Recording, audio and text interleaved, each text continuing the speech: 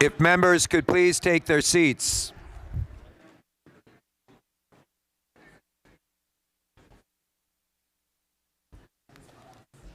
Hello, everybody. It's very good to see all of you here in New Orleans. We've got a packed agenda, so we're going to get started and get right into it. So I hereby call this meeting of the DNC Executive Committee to order. As we begin, please rise if you are able to join me in reciting the Pledge of Allegiance. I pledge allegiance to the flag of the United States of America and to the republic for which it stands, one nation, under God, indivisible, with liberty and justice for all. Thank you.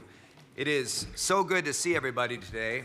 Thank you for joining us. It is extremely important to us at our party that this meeting is accessible not only to our members, but to Democrats across the country, which is why we are live streaming today's meeting. So thank you to the members and to all the viewers who are joining us via this live stream.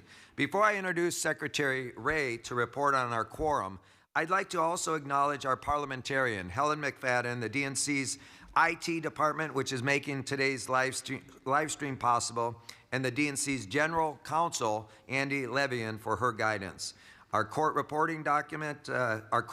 who is documenting the official record, and the whole DNC team who have been working tirelessly to organize this week's meetings. Can we please give a round of applause for all of those folks? Now I'll ask Secretary Jason Ray to report on the status of our quorum. Well, thank you, Mr. Chair, and good morning, Democrats. Good morning. It is great to see all of you still bright. I guess it's still early morning here in New Orleans, but Mr. Chair, we've had a productive meeting so far. I know we're going to have a productive meeting today, and we've got a quorum of members present. Thank you, Mr. Secretary. We do have a quorum, so we can move on. Our next item of business is my privilege to introduce New Orleans Mayor Helena Moreno, who previously served in the Louisiana House of Representatives and as the president of the New Orleans City Council. Mayor Moreno is the first Hispanic and the second woman to lead this great city here in New Orleans. Mayor Moreno, thank you so much for being here. Thank you for your hospitality. I think folks had a good time over the course of the week. I know I saw a lot of folks out last night, so, thank you for your support and being with us all week. I really appreciate it, and welcome. Thank you. Thank you, Mr. Chair. So everybody did have a good time, right? Yeah. Everybody feeling all right this morning, right? I heard y'all went to Frenchman. What'd you think? It was good, huh? Good music, right? All right. Well, look, it was my pleasure to have you all here in the city of New Orleans. We are a city that is built to host, and I hope that you felt our city's hospitality. And I hope that you continue to come back, because we here in the city of New Orleans were built by having very strong Democrats in our city. We are overwhelmingly a Democratic city, but as you all know, we are in a little bit of a conservative state. But we're trying to change it from being red to being back again a blue state. And I know that it is possible. And Mr. Chair, I want to thank you for your leadership. I want to thank you for having a real focus on winning, because when we win, we can govern and we can actually change people's lives. And that is, and ultimately, the way we win, I truly believe, is two-part, of course, and you're moving in both of these parts. And one is strategy. Strategy on making sure that we are looking at all types of seats, that we're really focusing in also, as you and I had discussed before, on our state legislatures. Because I really believe that that right there is where, like in states like Louisiana, we can make a difference. Over the past 10 years, right here in the state of Louisiana, we have had 12 seats flip to red, which means we can now work on making sure that we flip those red seats back to blue. And in the legislature, I truly believe that that is where you can really get that foundation and have quality candidates that learn on how to deal with policy, impact people's lives, learn how to deal with the media, learn about fundraising. And so those right there are really key areas that we need to focus on. So I appreciate your real focus there. And then the other piece too is on the messaging. The messaging is so key. And we as Democrats, what we do is we deliver. We deliver on causes that impact people's lives every single day.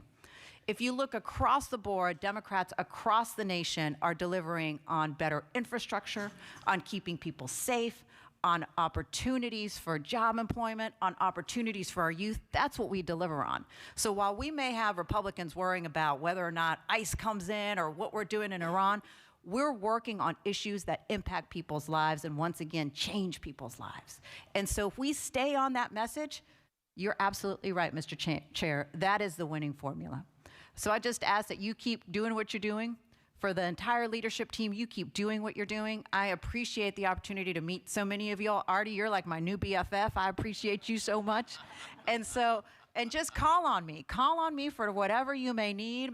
Call on us here in Louisiana.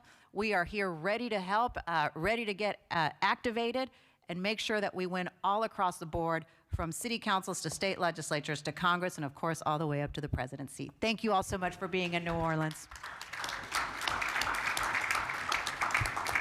Thank you so much, Mayor Moreno. And you know, we've heard from some great Democrats this week, and we've heard from some great mayors of New Orleans, including Mark Morial, who we heard from yesterday in our general session, Mayor Moreno, who's been with us all week, of course. And now it's my honor to introduce another great mayor of this city, and someone who many of you in this room, of course, know very well.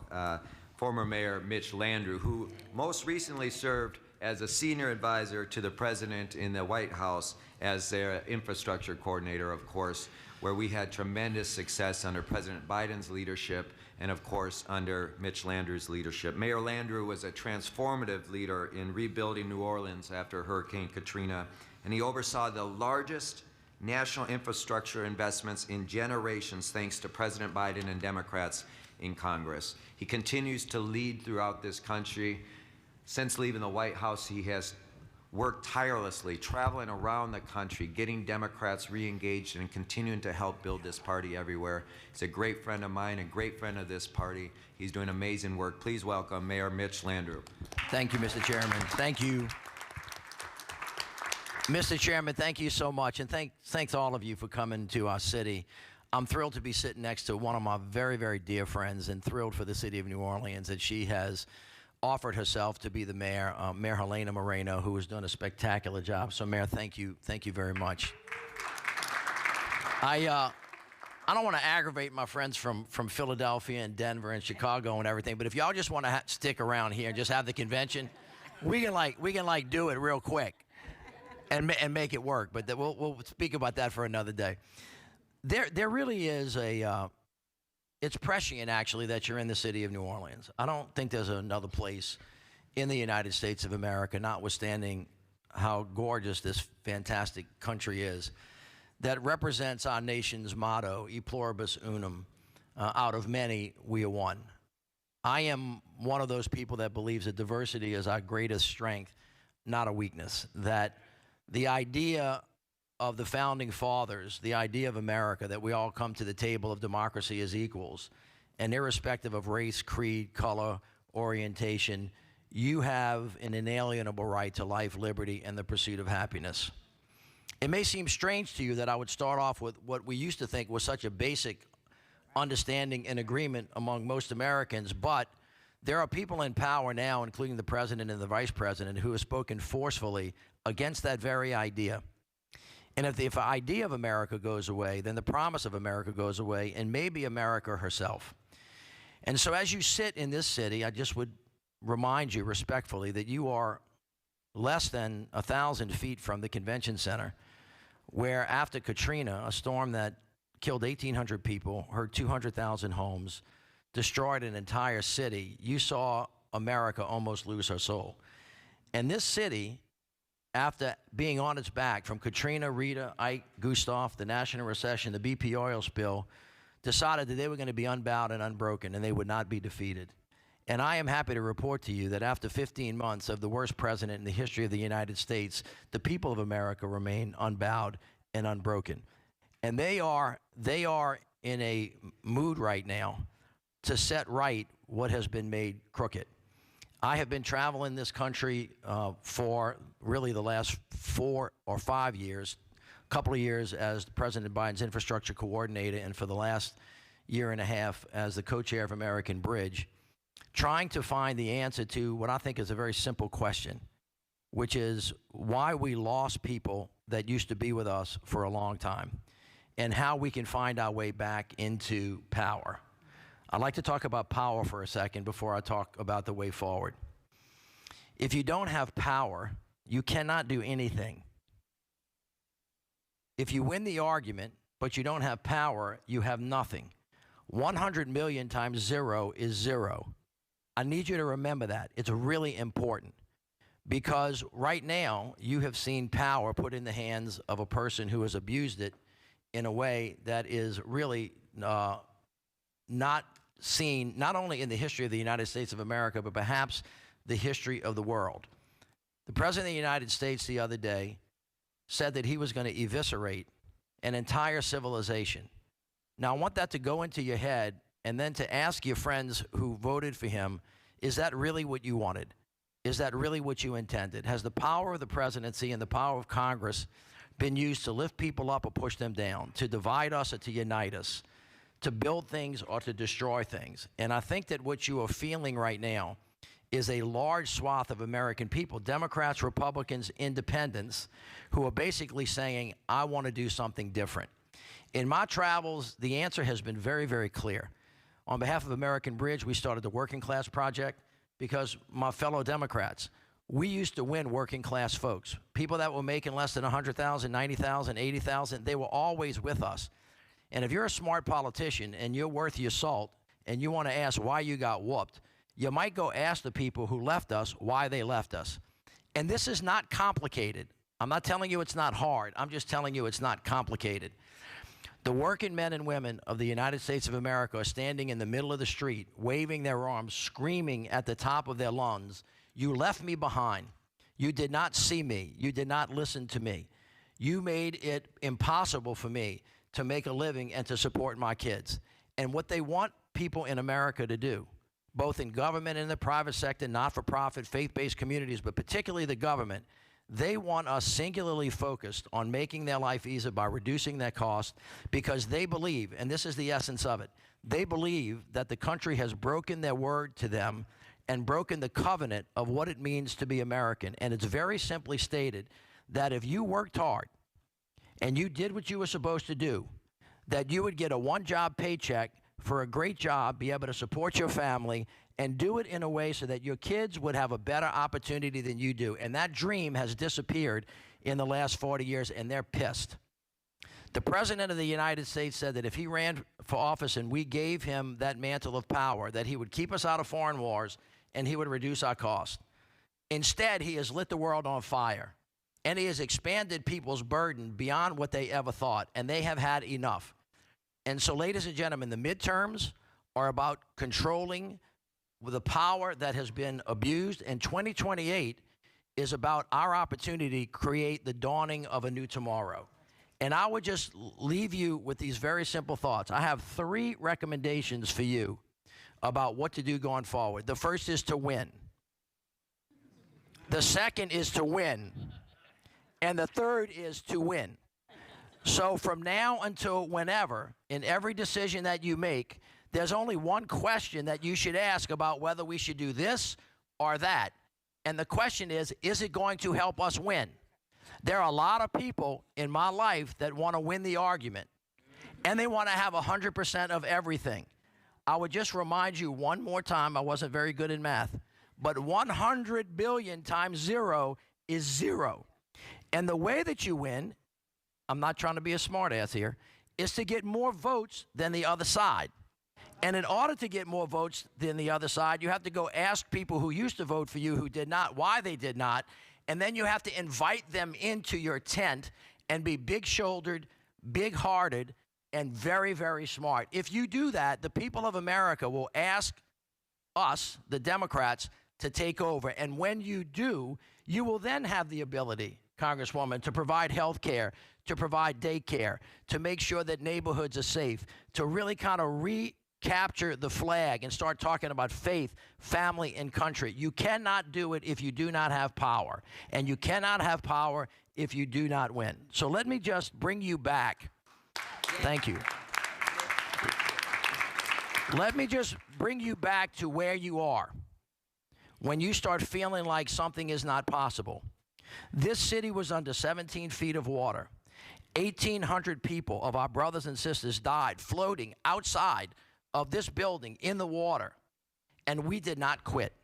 We picked ourselves back up, we prayed, we asked for help, we came together, and ladies and gentlemen, there is nothing the United States of America can't do if we do it together. We are better together. We are not better divided. Abraham Lincoln, it turns out, had it pretty good and pretty right. A nation divided against itself cannot stand, but one that is united cannot fail. And our mission is to make sure that happens, and we can only do it if we win. God bless you all, and thank you very much. Yeah.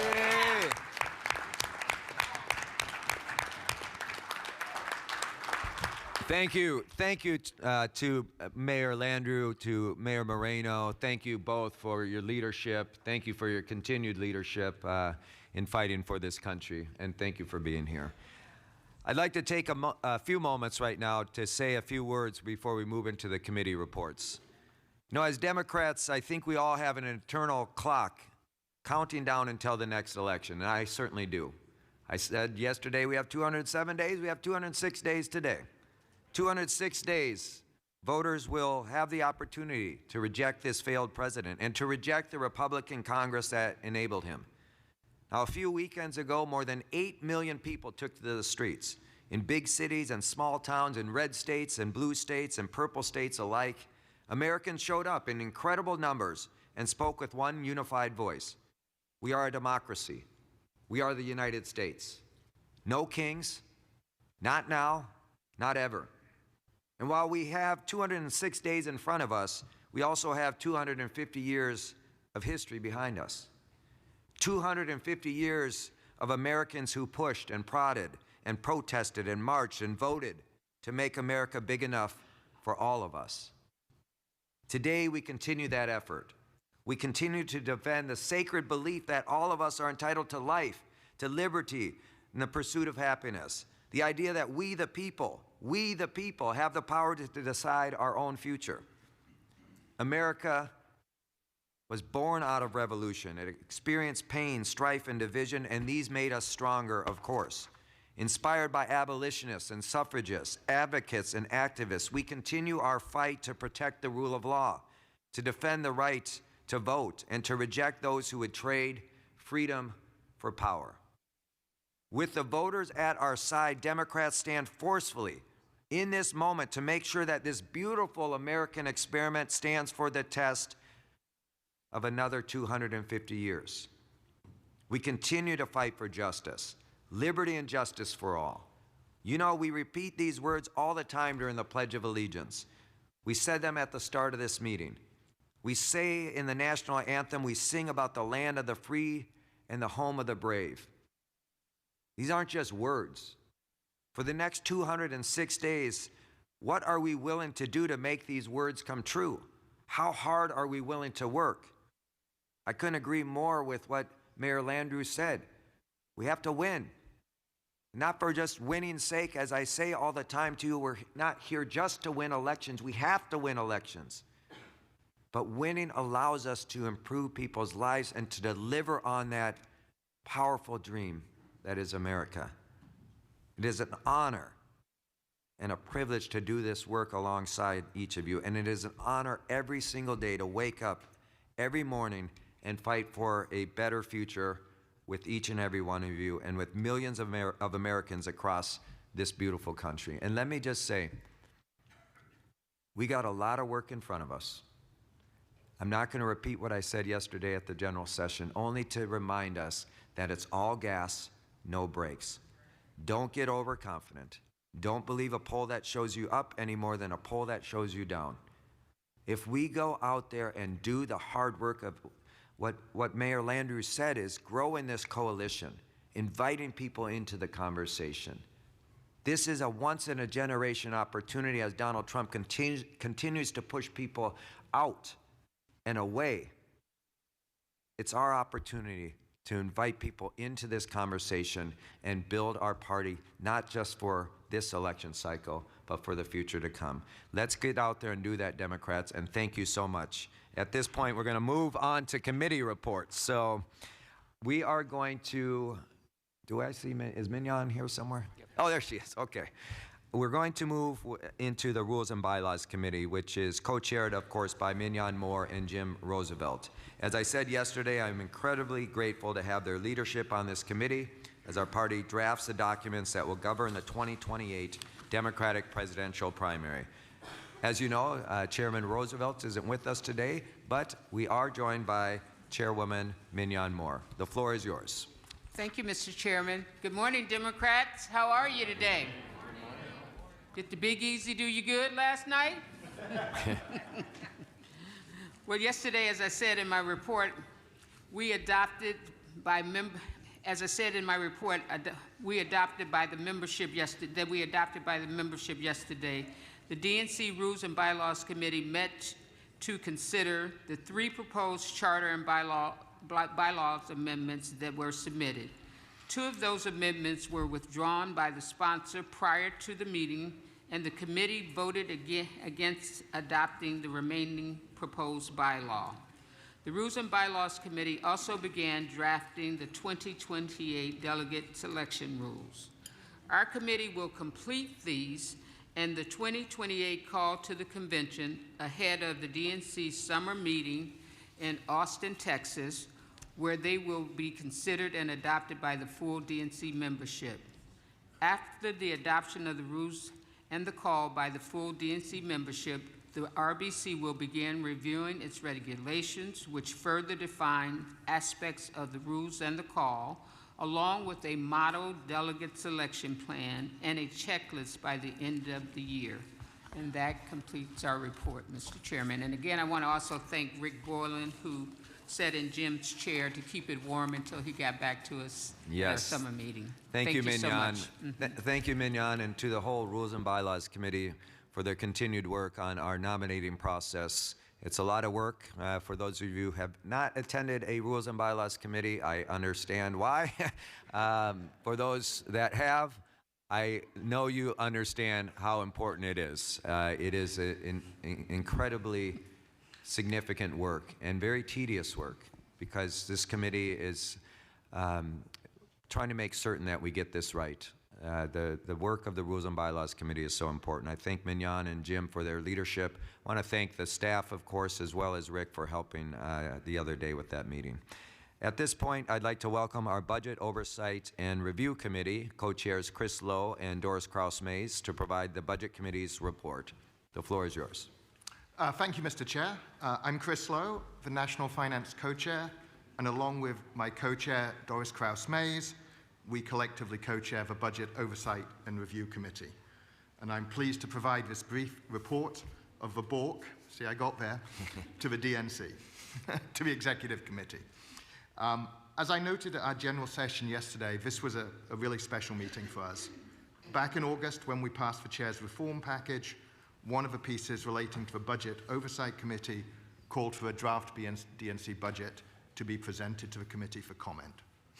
At that meeting at that meeting 2 days ago, DNC staff presented that draft budget, and members of the committee spent 2 hours commenting.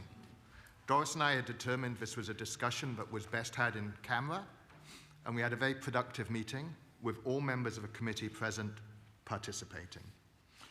I want to take a moment to thank you, Chair, and the staff for the work in producing that draft budget document. I know it was not easy to do, and we look forward to working with you and the staff to continue the budget process, as this was really just the first stage, and we want to follow through the requirements of the bylaws, and we will report back on that at future Executive Committee and DNC meetings. And now my esteemed co-chair, Doris Kraus-Mays. Thank you, Chris. I really do want to reiterate just how unprecedented this was. I've been on this committee for a long time, and we have never, ever seen anything like the document that was presented to us. I want to take this opportunity to thank the chairman and all of the staff for their work in making our meeting so successful. In addition to that, the meeting, we held a virtual meeting in early March, which contained a number of other firsts for this committee. After being presented with a detailed report on the DNC finances, we were joined for the first time, again, by the DNC's finance directors, and they were able to provide us with insight into the major donors programs. After their presentation, the committee was presented with the newly adopted DNC conflict of interest policy by our general counsel, an important new policy that ensures that when DNC spends money, nobody makes those decisions that stands to gain personally. Moving forward, we're excited to work with the chairman and your staff to continue our work in keeping the DNC in a healthy financial condition. Thank you. Thank you so much to both of you for that report. The DNC Credentials Committee is chaired by my two good friends, Ryan Ramirez and Congresswoman Nikema Williams. At this point, Ryan and Congresswoman Williams, the floor is yours to present the Credentials Committee report. Bonjour, Niji. Hello, my friends. My name is Ryan Ramirez, and I am here with the amazing Congresswoman Nikema Williams. Yes. Yeah.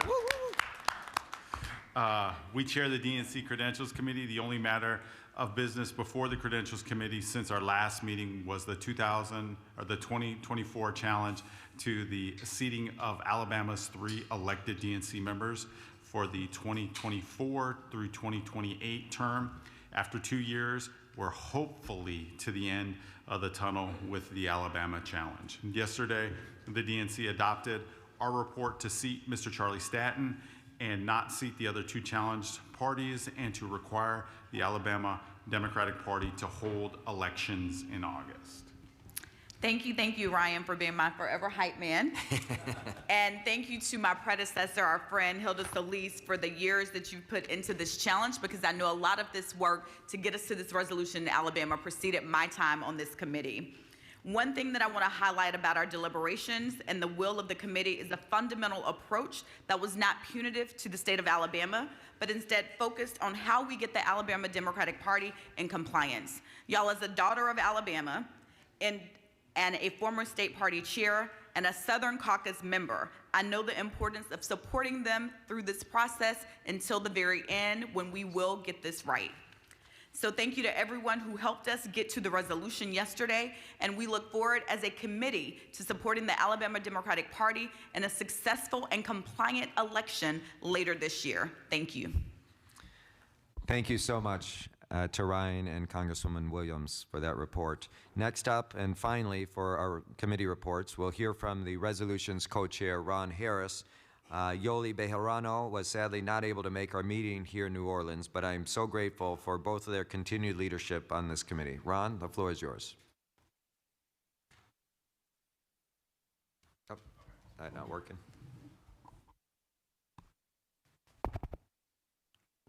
Thank you, Mr. Chair. Good morning, members. My name is Ron Harris. I'm the co-chair of the Resolutions Committee. I want to start with a quick observation before we get into the quick report. Y'all, after chairing resolutions for a year now, and after sitting with every resolution that has come through over this year and hearing from members who wrote them, really trying to understand what they're really asking for, something's become, something's become clearer to me, and I think it's important for the body to hear it.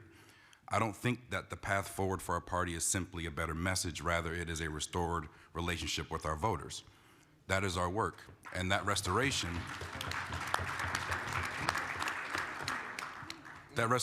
is an exercise in humility that's a prerequisite for building trust. We can keep focusing on slogans and those sort of things, but like any relationship worth having, it requires humility before we earn that trust. Yeah. I watch us spend a lot of energy trying to find the perfect thing to say, right? We're Democrats. We want to find the right frame, and we want to figure out the right language, and I 100% understand why, because we are a party that believes in the power of words. But somewhere along the way, we started talking and prioritizing the press more than we started talking to people. We started optimizing for headlines instead of optimizing for the living room. And our voters can tangibly feel the difference. I'll tell you this, authenticity and empathy are never the result of focus groups and message testing. They never have been. People know what you mean when you say it, and they know when you don't. So here's what I'd like to offer the committee. And I shared this a little bit with my members yesterday, that we have to build the tolerance for being criticized. I say that with full knowledge of the room that I'm standing in, that every single thing we say will upset somebody. That is the cost of leadership. So we might as well say what we actually believe, because the only thing worse than being attacked for your convictions is being ignored because people believe you don't have any in the first place. And I have to be super clear, this is not a call to be reckless. We can compromise on our issues without compromising on our values. Those are two different things to me. We can negotiate policy without negotiating our identity and who we are. And I say this to myself every morning. We can be stubborn on our vision and remain flexible on our tactics. That is not weakness, but it is discipline for us.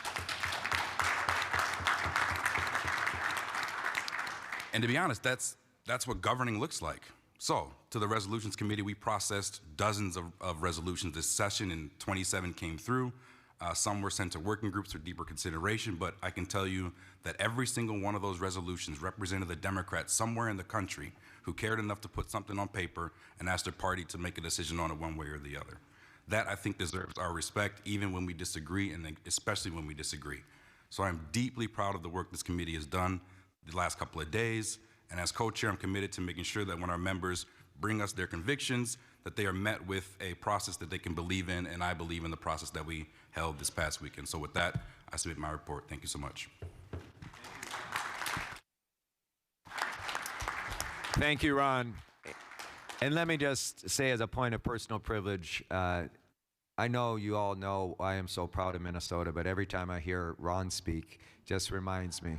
As a son of Minnesota, as Ron is, Ron always captures that spirit of my home state, and I'm really proud of you. Thank you, my friend. Thank you. With this, let's move on to our officer reports. And as you know, I'm going to take them in alphabetical order so I don't get into any trouble with our officers. And we're going to start with our Associate Chair, Stuart Applebaum. Thank you, Mr. Chair, and I always believe that we should do things in alphabetical order, being named Applebaum. What I want to tell you today is something you already know, that Donald Trump has not made America great again for working people. It's a time when more power and wealth are being accumulated at the very top, while the lives of working people become more precarious. Working people continue to face persistent economic challenges. Things are too expensive. People don't earn enough. Too many working people are falling further and further behind. They rightly feel the ground slipping away beneath them. Affordable housing, food, education, and transportation slip out of reach of more and more workers each day. And on top of that, families struggle with skyrocketing healthcare costs. Immigrant workers are terrified. There are no words that can capture the disgust we feel about how immigrants are being harassed, attacked, and rounded up by masked ICE squads. It's a national disgrace. Our government is outwardly hostile to working people, and protections for workers that have been won over generations are being undermined, ignored, and rolled back. Many union members who supported Trump and still support Trump are also ardent union backers. They believe strongly in labor's principles and agenda, and that gives us an opportunity. It gives us an avenue for reaching out. Working people need to hear their issues and values prioritized by our party. They need to know we hear and share their concerns. And it is important to support and develop relationships with labor at every level of our party. And that is something we will continue working on. especially with the ASDC and others, because our party remains the natural home for workers in our country. And labor and the Democratic Party can only achieve their goals by working together. Thank you. Thank you, Stuart. Next up is our Associate Chair, Congresswoman Joyce Beatty from the great state of Ohio. Thank you so much, Mr. Chair, and to all gathered here. Let me first just say it gives me great honor to sit at this table, to offer my services, and to be a partner, a bridge, a supporter to all here. Major objectives is to help facilitate new opportunities for us in this new role. I believe that I can be someone with your assistance to help connect people to policies, to politics. Because when we look at our messaging, and I think Mitch said it so well, part of it is to unite us, because when we unite, we stand. When we divide, we fail or we fall. And so as a member of Congress, it gives me great pride to be Chair Emerita of the Congressional Black Caucus, to be a founder of Elect Democratic Women, where we have raised in our short infancy of being organized and working together more than $45 million and brought 17 women to victory. When I look at the Congressional Black Caucus and what we've done being the largest caucus in the Congress, and thank you that we have several of our members here with Congresswoman Nikema Williams, Congresswoman Robin Kelly, that we have fought hard. And so we want to be a voice to you. So let me just say to you, Mr. Chairman, thank you for allowing me to serve, but I think it's important to not only say what you're going to do, but to have some resolve. And I want to thank you for supporting us when we tried something new. We did it in a small venue where we would invite every caucus chair, every executive board, and others to sit in a room as our inaugural presentation. And we talked about the same messaging that we have on the United States House floor with Hakeem Jeffries, and the same message that this executive committee, starting with our 3 C's, which we said 3 times yesterday, that we must talk about the chaos, we must talk about the cost, we must talk about the corruption. And so I can tell you we had just shy of 100 people who came into the room to hear from members of Congress. Congresswoman Maxine Waters led the dialogue. We had Congresswoman Nikema Williams and Robin Kelly. We had Delia Ramirez also seated with us, and we were joined by Jonathan Jackson as well. And we had an opportunity to not just talk about what we're doing, but to receive what people from across the DNC. We had people stand up from some 12 states to say what they felt we should do, but more importantly, we had people to offer suggestions about what they were doing and how we can embrace it, and it was all on message, Mr. Chairman. And lastly, let me just say, we've been able to have our chairman meet with members of Congress, meet with leader Hakeem Jeffries, and each time they've been on the same message. I've had the opportunity to listen to him in New York at the Congressional Black Caucus PAC. I've had opportunities to listen to him. We heard from Mark Morial earlier with all of the big 8 of the civil rights leaders, with the women's group. So while that's not necessarily new, it is new in the sense that he is bringing a message when we don't have the United States White House or administration or presidency. So to me, it is more critical now that we be united to send the same message out that we've heard from our speakers today, because America is looking to us. The folks are looking to us. The young folks, when we heard Fatima yesterday at that microphone, it did not get more powerful than what she said for America. And not wait for your time, but our time is now for all of us. So thank you, Mr. Chairman, for letting me be a small voice and hopefully connecting all of us. Thank you, and I yield back. Thank you, Congresswoman. Next up is Vice Chair Artie Blanco. Thank you, Mr. Chairman. Buenos dias, everybody. All right, hope we're doing well with this meeting.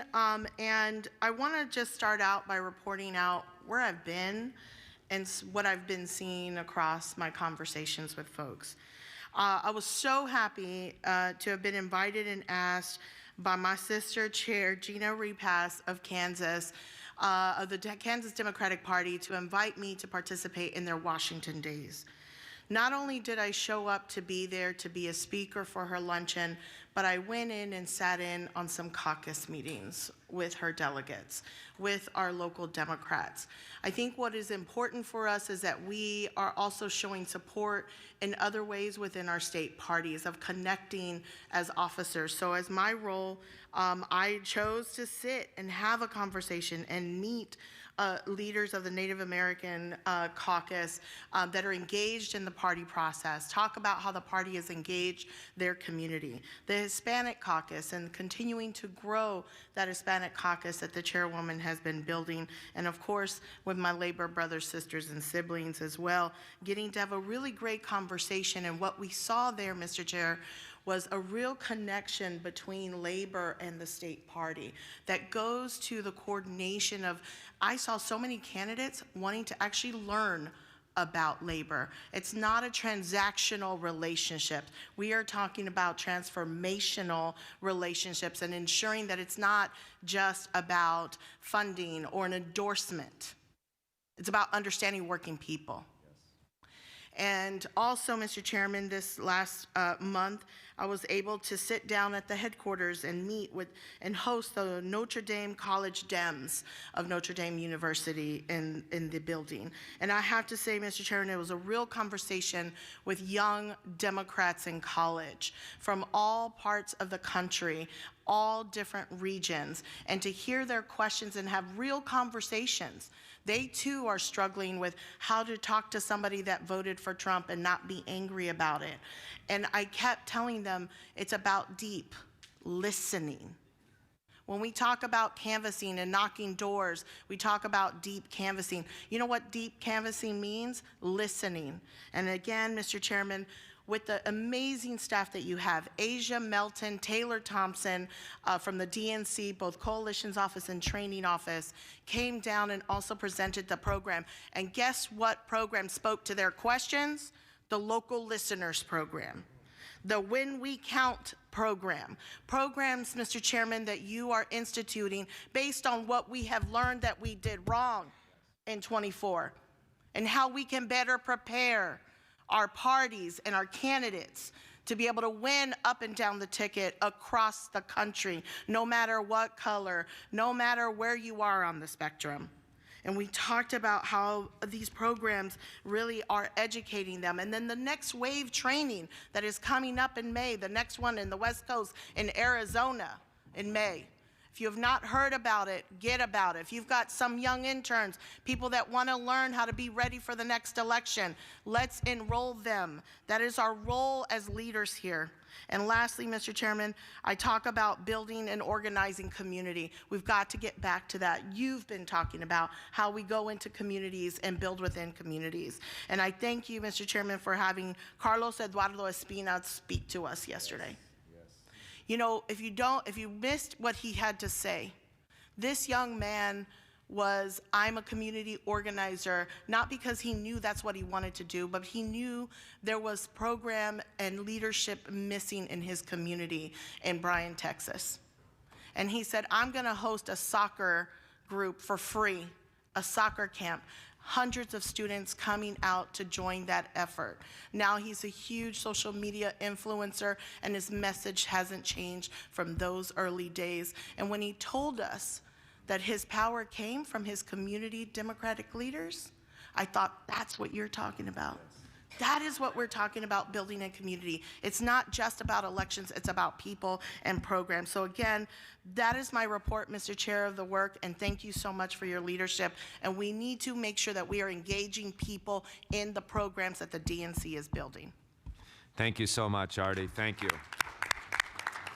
Next up is Vice Chair Shasti Conrad from the great state of Washington. Yes, thank you, Mr. Chair. Good morning, everyone. Good morning, yes. I hope everybody had a great week in New Orleans. I hope you had the right amount of fun.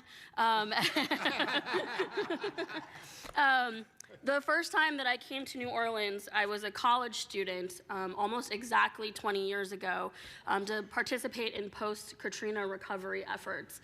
And the city that I found left an indelible mark on me because I was so moved by the resilience of the people here, and people who had been through so much even before Katrina hit, but who are still had hope and had a sense of pride in their city and pride in their culture.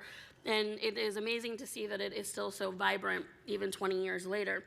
I was struck back then by the challenges of disinvestments in infrastructure, and coming from a blue state, at times, sometimes coming into states that are not quite blue yet, it is often sort of striking, and it always reminds me of how important it is to have democratic representation and to have democratic leadership, because it really does make a matter. It makes a difference in people's real lives. It makes a difference in the investments in infrastructure and in people. And so it's a good reminder that we come to places like New Orleans and we are renewed in that commitment to do that work, to being sure that we have democratic representation in every single state and every single community in this country.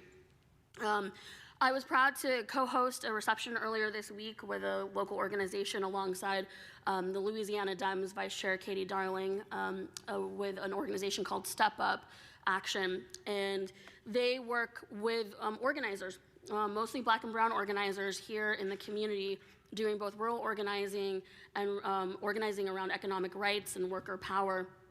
And I think it's a real reminder for me that as much as I value and respect the work that we do in conference rooms when we come together as a DNC, we all know that the work that happens outside of these rooms is where it really matters. And that it's the folks that are on the ground in community day in and day out that really deserve the praise and the recognition and the support. We could not have victories without those people who are willing to put themselves on the line, to be challenged, to have to really face unbelievable hardships at times with trying to do the work that we talk about with reconnection and community and authenticity and all of that. And we have got to be building a party that connects and speaks to those people. And I believe that we are. I know that we are. I know that we are, particularly under the leadership of our chair and everybody in this room. But we have got to be just remembering that we've got to do this all year round. There is no off year. There is no off cycle. And then lastly, I want to speak to a little bit, I was so moved, he's not here, but Brother Ron Harris's comments around building trust with people. And I think that accountability has to be a major part of that as well.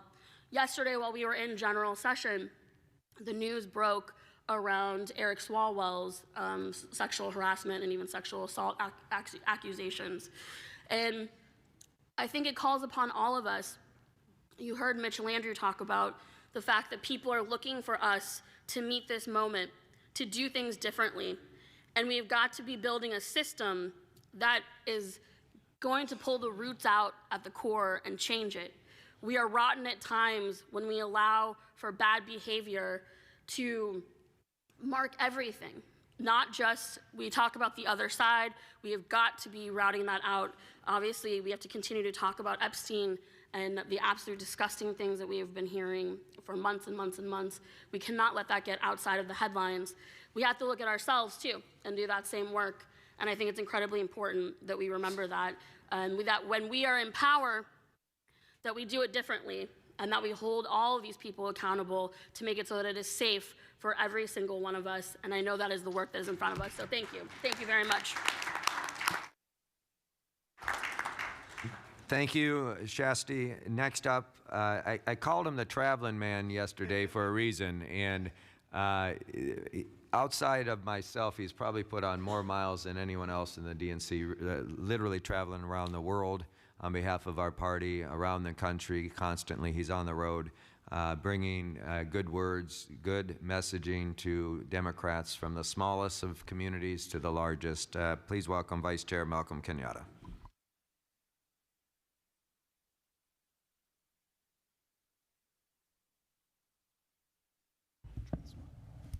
Second time's the charm.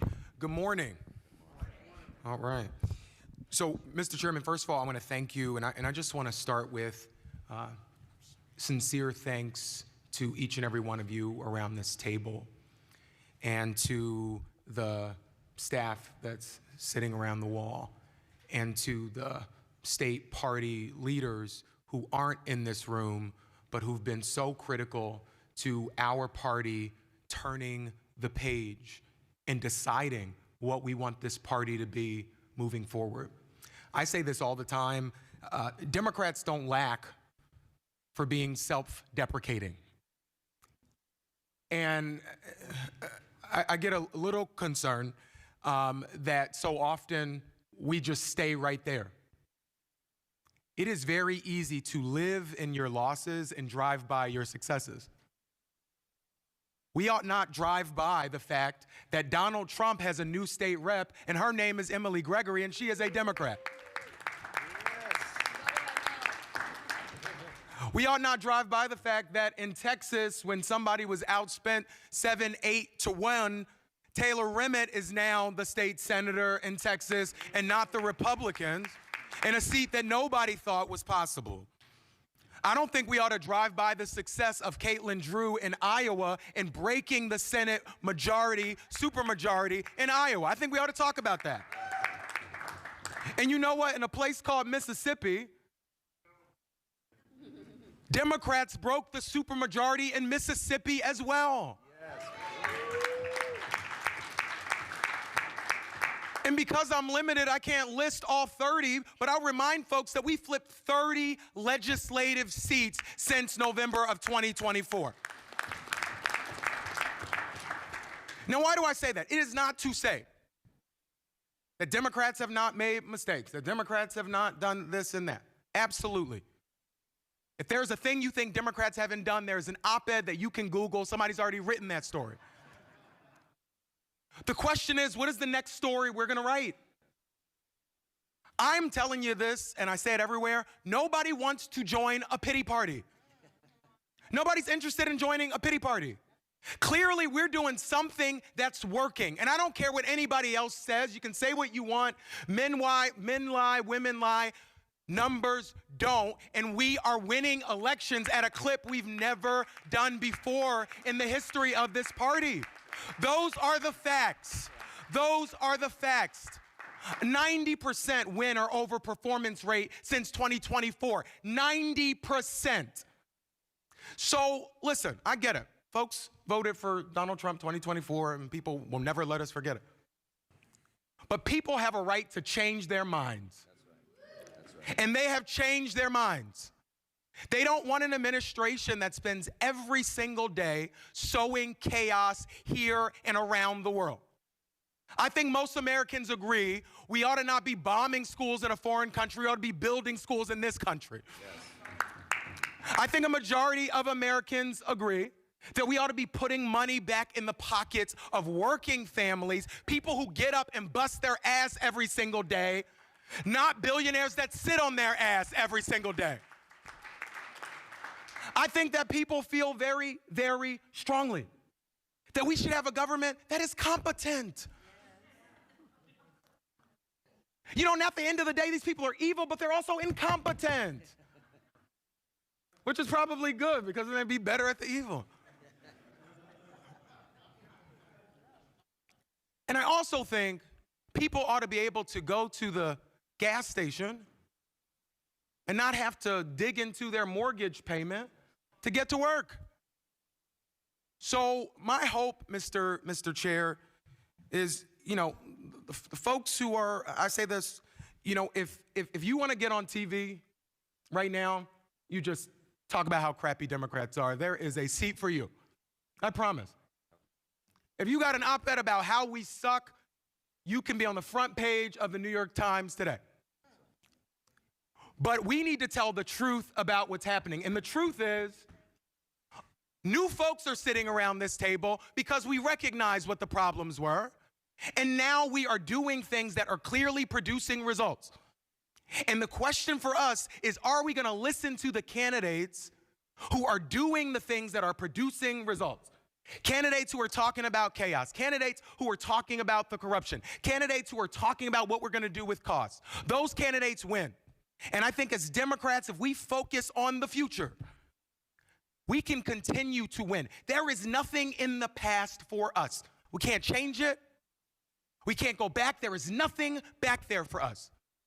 Everything for us is in the future, and I am damn proud of the folks at this table. I know so many people don't know what state party chairs do. They don't get what you do. I know what you do. I see what you do. And when nobody congratulates you for what you do, I want to say thank you. Thank you for what you do to build up this party, not just for the sake of saying Democrats won, but build up this party because there are people you love who you know their lives are going to be better or worse based on if we win or lose. That is the main thing. So people write whatever the hell they want. We're going to keep winning elections. Thank you, Mr. Chairman. Thank you, Malcolm. Next up is our treasurer, Virginia McGregor. Okay, well, Malcolm hit it right when he said numbers don't lie. And at the DNC, we are raising more money than we are spending. Clap. And we are doing that while making historic investments in our state parties and in initiatives of Chair Martin that have made a huge difference and are the reasons that we are winning these races that Malcolm is talking about. Our banking relationships are strong. Our FEC obligations are in compliance. And I am confident with our new finance directors, the two women that have recently joined us to lead our finance team, are going to bring in the needed resources we are going to be depending on as we get closer to the midterms and to the presidential primaries, allowing us to make those investments that Chair Martin has his eye on. And while I work closely with Chief of Staff Jessica Wright, we'll be hiring a deputy to support our new important budgeting process that Doris and Chris just talked about. And Mr. Chairman, I know, and I said this yesterday, that everyone in this room could be anywhere else in the world today, but I would choose to be nowhere else than with this team. Thank you so much for the honor. Thank you, Virginia. Last is Secretary Jason Ray. Well, thank you, Mr. Chair, and hello, fellow Democrats. Since we last gathered in Los Angeles in December, I'm excited to welcome 3 new members of the Executive Committee to our table today. First, we have the chair of the Democratic Lieutenant Governors Association, Delaware Lieutenant Governor Kyle Evans-Gay. Welcome to the DNC. We have the new president of the Democratic Mayors Association, Kansas City Mayor Quinton Lucas. Welcome. And College Democrats of America President Sahali Vadula. Welcome. We're excited to have you all as a part of our executive committee family here at the DNC. We've got a number of caucus and council meetings still yet this afternoon, which we hope you will stick around for. I know our caucus and council chairs have been working hard on some really great programming. I know we've had some really great meetings throughout this meeting, in particular the trainings that we had this morning and yesterday morning. I'm so thankful to those of you who were able to be there, as Chair Martin has talked about, really working to enhance these meetings and make sure that training is an essential piece of this. So as we continue planning for our next meeting, which we announced yesterday is August 13th to 15th in Austin, Texas. You can continue to see training as a key component of those to give you the tools, resources, and skills that you need to go back and help elect Democrats up and down the ballot. But Mr. Chair, that concludes my report. Thank you so much. And let me just say as a point of personal privilege and also pride, just how incredibly, incredibly grateful I am to serve with this amazing group of officers. Every one of them, each of them, you heard the passion in their voice, you heard what they've been doing around this country to build this party. It's a team effort, you know, and sometimes one person gets the credit, but we know when that happens, right, there's a whole team of people, not just these officers, but the team at the DNC led by our fantastic executive director, Roger Lau, that truly busts their ass every single day. These officers and our team at the DFL, or at the DNC, our colleagues. A little slip there. But this team at the DNC, I wish, for those of you who haven't stopped by the DNC headquarters, I hope you come by when you're in Washington and just walk around. Walk around the building and see these people.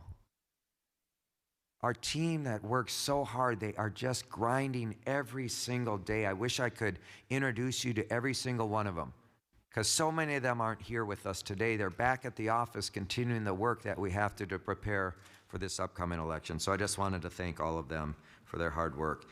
At this point, I want to also take a point of personal privilege to hear from two additional speakers, and I want to start with my good friend who's newly joining this committee representing the Democratic mayors. He's from a great city, Kansas City, and please welcome the new chair of the Democratic Mayors Association, Mayor Quentin Lucas. All right. Well, good afternoon, everybody. It is an honor to be with you. Thank you, Mr. Chairman. And let me just say, Congressman Carter, when I was last here, it was about a year and 2 months ago, I was here for the Super Bowl. And I had a great weekend in New Orleans. Then my team got his butt kicked, so I haven't been able to come back for a while. But I am glad to be with you. It is always good to be here in New Orleans. It's always good to be with Democrats.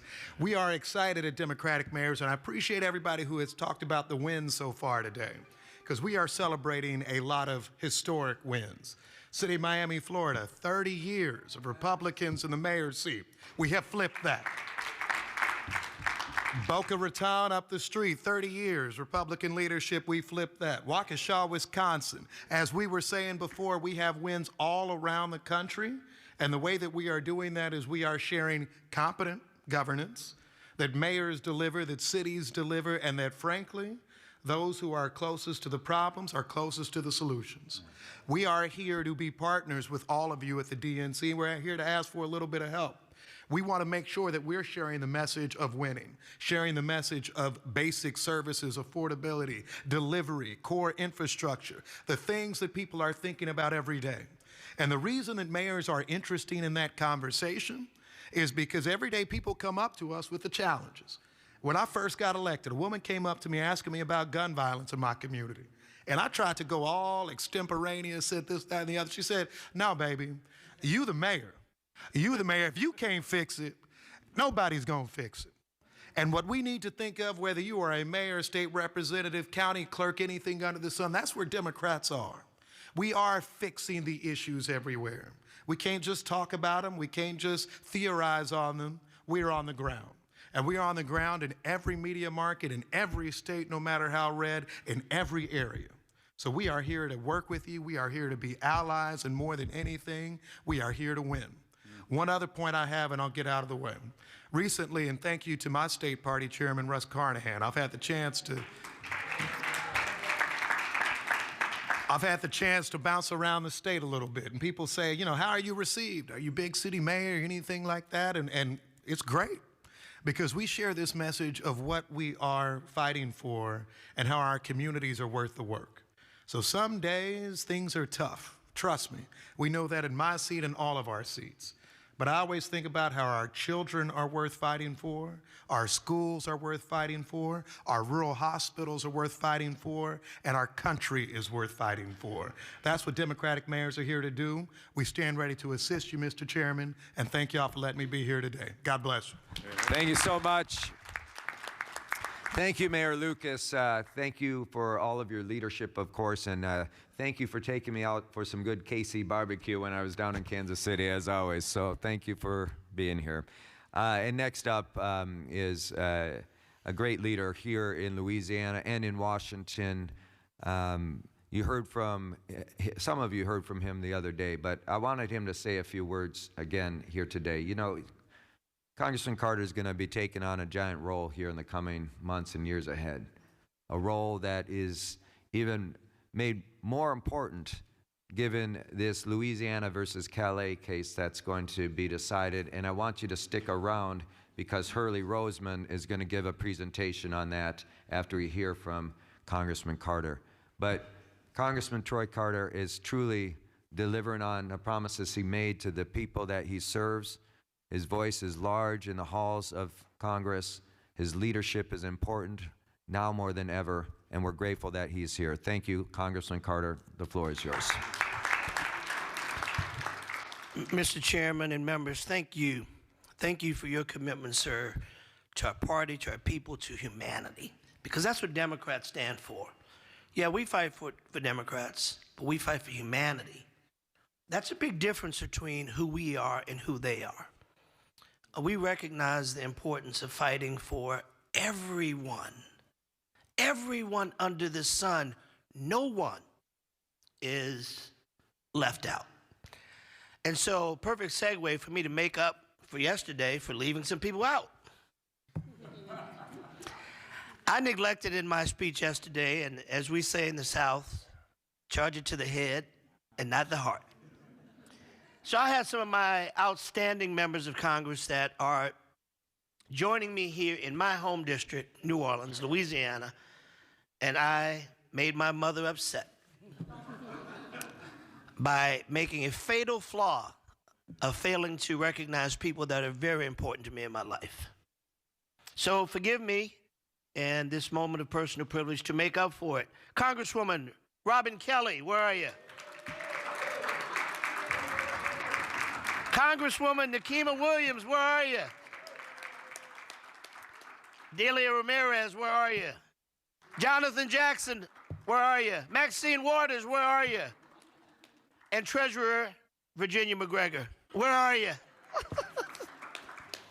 And of course, to our illustrious, dynamic, outstanding leader, Joyce Beatty.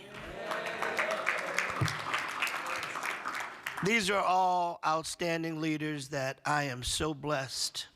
These members of Congress I get to serve with every day. I get to learn from, I get to grow with. I get to be a part of one of the most significant bodies of Congress, and that is the Congressional Black Caucus. 64 members strong, committed to the ideals of the Democratic Party with no apology. We will continue to stand up, to show up, to fight, to represent. I also want to recognize our Louisiana party leaders. Is Chairman Gaines here? Yeah. Chairman Gaines, where are you? Darius Lannis, where are you? Katie, where are you? I'll tell you where they are. They're out working. Yes. They're out registering people. They're out organizing. They're out making sure that this meeting in New Orleans is not just a great meeting with great food, great music, great sports, but dedicated to make Louisiana blue again and to take back the gavels, to make Hakeem Jeffries the next Speaker of the House.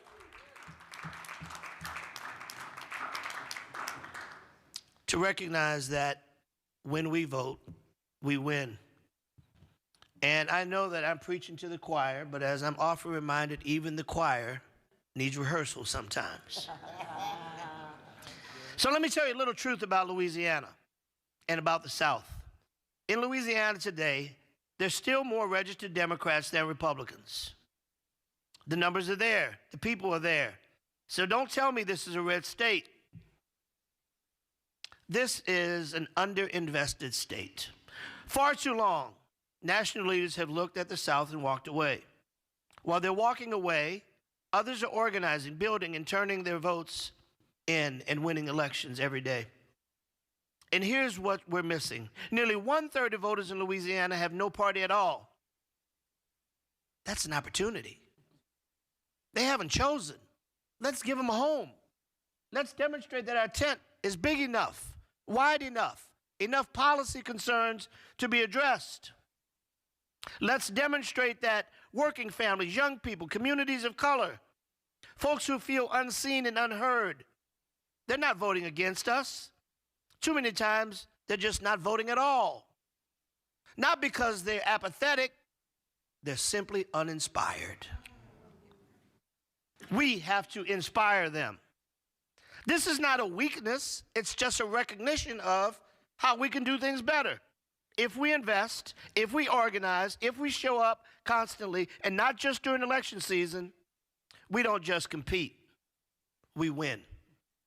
We win in the South, we win everywhere. We take the White House back and we show them what it means to lead.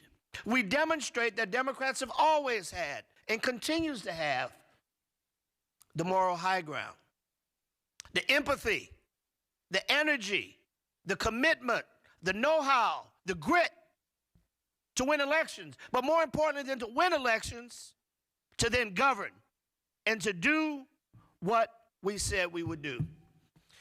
Ladies and gentlemen, my dear brothers and sisters, it's more than a rah-rah. It's a commitment to excellence every single day. It's a commitment to talking less about each other and talking more to each other. It's a commitment about never looking down on anyone, always looking to give them a hand up.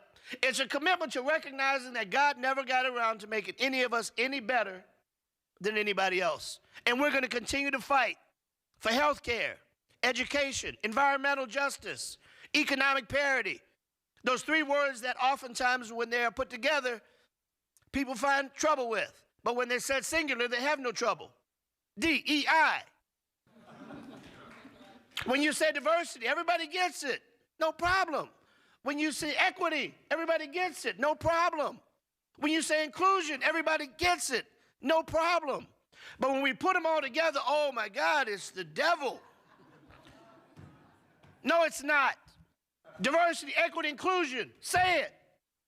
Say it. Diversity, equity, inclusion. Damn right. We're not going to force someone to define things for us. Woke, as far as I know, is the opposite of being asleep. Damn right we're going to be awake. Liberal, damn right we are. We can't run from who we are. We're smart. We're compassionate. We're Democrats. God bless you and thank you for being in Louisiana. Thank you so much, Congressman. Thank you. Thank you, Congressman, and what a amazing job you're doing leading both here and in Washington. And as I mentioned, the Congressman's going to ascend soon to the chair of the Congressional Black Caucus, and I will tell you, as a segue into our next presenter, the role of the Congressional Hispanic Caucus and the Congressional Black Caucus has gotten a lot more challenging in recent months, and likely a lot more challenging once the Louisiana versus Calais case is decided by this Supreme Court. Because, as you'll hear from Hurley, the crown jewel of the civil rights movement was the Voting Rights Act, signed 61 years ago into law. And starting right after it was signed, the Republicans and the conservative movement have been trying to destroy it every day, every month, every year since. They've been chipping away at this incredible, remarkable landmark case that gave everyone in this country and ensured everyone in this country the right to vote. And that is now under assault, and the last enforceable section of the Voting Rights Act, Section 2, is about to be stricken down, putting in risk up to 25 black members of Congress, maybe even more, up to 15 Hispanic members of Congress, maybe even more. The representation that people literally fought and died for in this country is at stake. Not just voting rights, but fair representation, equal representation in our Congress. So when we talk about this today, and you'll hear from Hurley, it's important for us to remember what we are fighting for in this moment. It's so critical, and thank you, Troy. Thank you, Congressman, for everything you're doing to lead on this. And with this, at this time, I'm so honored to introduce someone I get the joy of working with every single day, because she feels just as passionate, if not more. She has devoted her life cause to the work of protecting everyone's right to vote in this country and to making sure that our elections are free and fair. Please welcome our Election Protection Director, Hurley Roseman.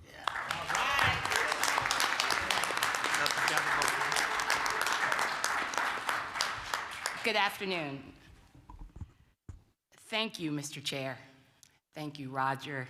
Thank you, Libby. Thank you, Jessica, for entrusting me and giving me the opportunity of a lifetime to steward a program designed to safeguard voting rights and, by extension, the fundamental principles of democracy. And because this work is bigger than me and will outlive me, I am grateful for this opportunity to share how the DNC, in partnership with state parties, our sister committees, stakeholders, and partners, is working together to protect the election. Next slide, Will. Friends, this is the landscape of 2026. It's what we know they are doing now. But between now and the next 207 days, we will be adding more arrows to this, right? Because we know our democracy runs on one vital highway, the right to vote. Like all of you, the DNC, the sister committees, state parties, stakeholders, and partners, we're tracking the threats to the landscape. But friends, there are two facts I want you to remember. Number one, Article 1, Section 4, Clause 1 of the United States Constitution. It is known as the Elections Clause. It gives states primary authority over the times, place, and manner of federal elections. This clause, my friends, does not grant any power to any president to directly control or administer state-run elections. For 239 years, the Constitution has made it clear. Elections are run by the states, period. Fact number 2, federal law, 18 U.S.C. Section 592 makes it a crime for any civil or military official to position or have under their authority or control any troops or armed men at any place where a general election or a special election is held. My friends, this means that whatever Steve Bannon and his friends are saying, it's not permissible. But because this statute is not self-executing, the DNC is working collaboratively, internally and externally, to protect the election. Next slide. Today, I want to focus on Louisiana versus Calais. It's a landmark case that affects an ongoing battle brought by Trump and his conservative allies' effort in the South and across the country to redraw voting districts to deny Black and brown voters meaningful representation. Next slide, Will. As the chair said, more than 60 years ago, in 1965, President Lyndon Baines Johnson signed the Voting Rights Act into law. To say it transformed America is an understatement. Not only did the Voting Rights Act strike down Jim Crow laws that prevented Black Americans from exercising their right to vote, but it also opened doors for Black communities to choose leaders to represent them. LBJ may have signed this legislation into law, but my friends, it didn't just come about on its own. The Voting Rights Act resulted from protests, marches, and advocacy by civil rights leaders such as Ida B. Wells, Dr. Martin Luther King, Ella Baker, Fannie Lou Hamer, Bayard Rustin, Shirley Chisholm, Reverend Jesse Jackson, and Congressman John Lewis. After securing the passage of the Civil Rights Act in 1964, activists turned their attention to eliminating any remaining barriers to the ballot box. With their words and their examples, civil rights leaders inspired thousands of Americans to participate in the act of civil disobedience, including a march from Selma, Alabama to the state capitol in Montgomery.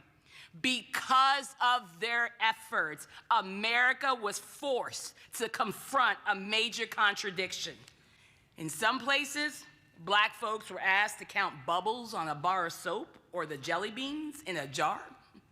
And even when the racist barriers fell, violence and intimidation kept black Americans from making their voices heard at the ballot box until Congress passed the Voting Rights Act.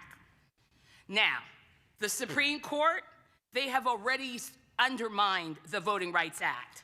In 2013, the Supreme Court blocked Section 5 of the Voting Rights Act, which opened the floodgates for states with a history of voter suppression to change their voting laws without federal approval.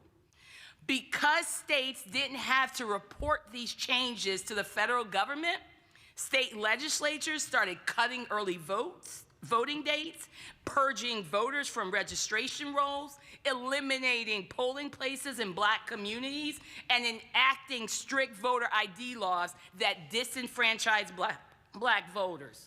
All those headlines coming out of Georgia and North Carolina, where Republicans are trying to make it harder to vote, it's because the Supreme Court blocked Section 5 of the Voting Rights Act. Next slide, Will. Now, the court has its eyes set on Section 2, which bans discriminatory voting laws. Section 2 has been an effective tool that prevents any practice or procedure that denies a right to vote based on race. It prevents black and brown voters from being packed into a district or separated across multiple districts, making it nearly impossible for them to elect a candidate who represents their interests. Next slide, Will. I want to make sure that we understand the concept of vote dilution, right? Because that is what Section 2 prevents. Vote dilution occurs when an electoral system or practice diminishes the ability of a specific group of voters, often a racial or ethnic minority, to elect their preferred candidate or to influence the outcome of an election. It does not necessarily prevent people from casting a ballot, but rather it makes their vote less effective or impactful. So imagine a state in which a particular community of color constitutes a substantial portion of the population. They're concentrated in a specific geographic region. When new legislative districts are drawn, the map makers intentionally divide this community of color into several different districts. In each of these newly drawn districts, the minority group's population is now too small to form a majority, let alone a significant polarity, making it nearly impossible for them to elect a candidate who represents their interests.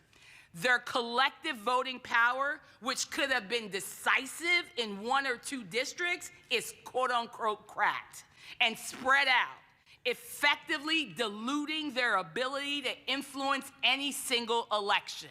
Next slide, Will. If the Supreme Court strikes down this last major piece of Voting Rights Acts, states, counties, and cities would once again be free to racially gerrymander as much as they want. They'll be able to break up districts where votes of voters of color elect their preferred candidates to represent them in Congress, state capitals, and city halls. Friends, a decision by the court to weaken Section 2 would give Republicans cover to dilute, suppress, and in some cases, entirely eliminate the voting power of communities of color, and then argue that it's okay if it's done for partisan purposes. Next slide. One study that you heard the chair reference earlier found that 16 members of the Congressional Black Caucus could lose their seats. That's 30% of their membership, my friends. And the Hispanic caucus, 11% could lose their membership if Section 2 of the Voting Rights Act is eliminated or weakened. This means Louisiana versus Calais will affect millions of voters across the country and determine whether voters of color have meaningful representation and a meaningful say in who represents them. These are seats where members have been elected by their own communities and advocate for their interests that were often denied or ignored by the powers that be.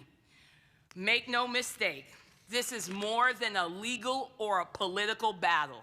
This is a battle for equitable representation. It's a battle over who gets heard in Congress, in state houses, and across our communities. And that's why it matters that Democrats show up, not just to call out the Supreme Court, what the Supreme Court is trying to do, but to stand with the people whose voices are at stake. Black voters are the backbone of the Democratic Party, and we cannot and will not abandon them as Trump and Republicans try to attack their access to the ballot. Next slide. The Supreme Court is currently scheduled to hand down its ruling in Louisiana versus Calais by the end of June or as late as early July. We don't know exactly when, but once the ruling is announced, Democrats will be ready. Like we've done in Texas and California, Missouri, and Virginia, Democrats will keep showing up to protect the voting power of Black voters.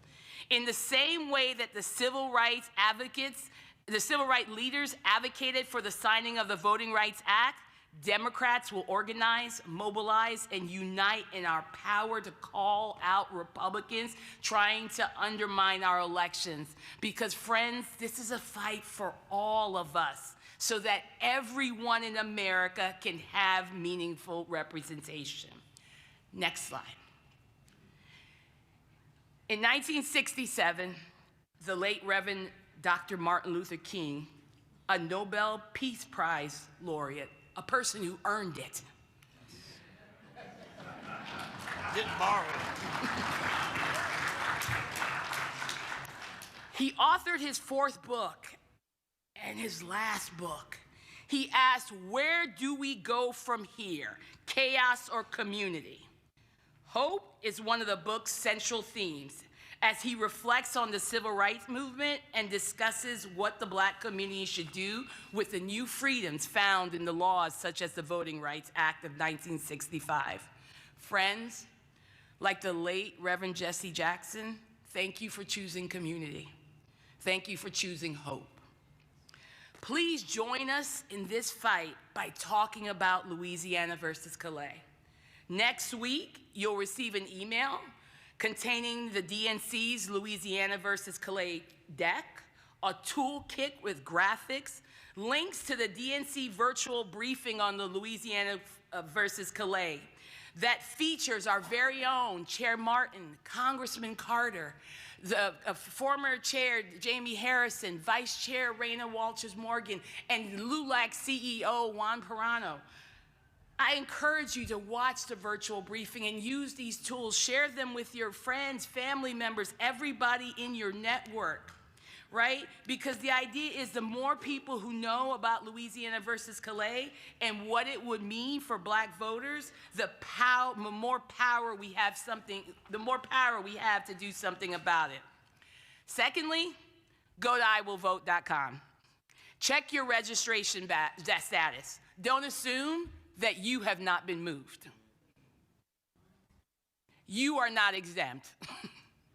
Check your own voter registration status and then share the information with your colleagues, your family members, and everybody in your network, because you may have been purged and you are the heart of the Democratic Party.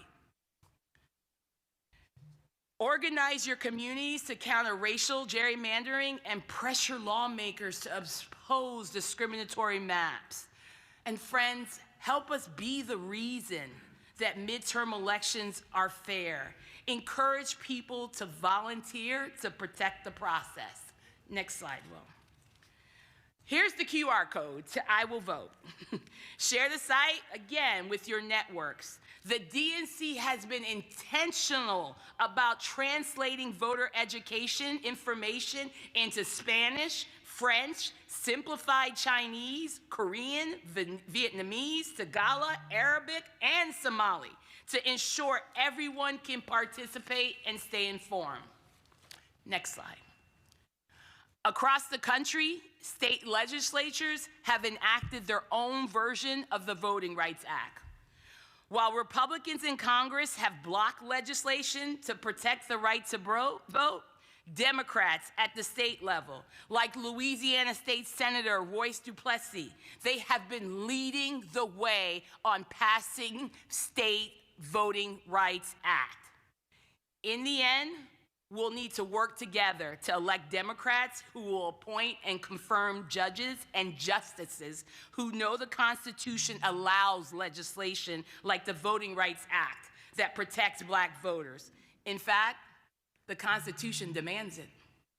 Next slide. Friends, we are recruiting allies in this fight, people committed to shedding the I for we. You don't need a law degree to serve, just an understanding that the work ahead isn't just about us. It's about protecting the values of democracy, freedom, and justice that this country is supposed to stand for. Thank you. Thank you, Hurley. Yeah.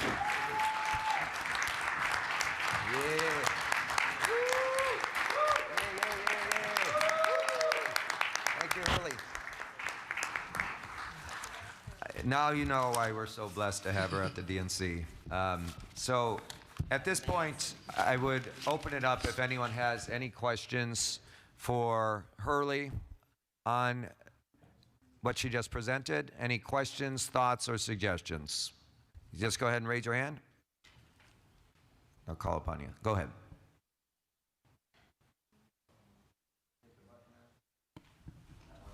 I think.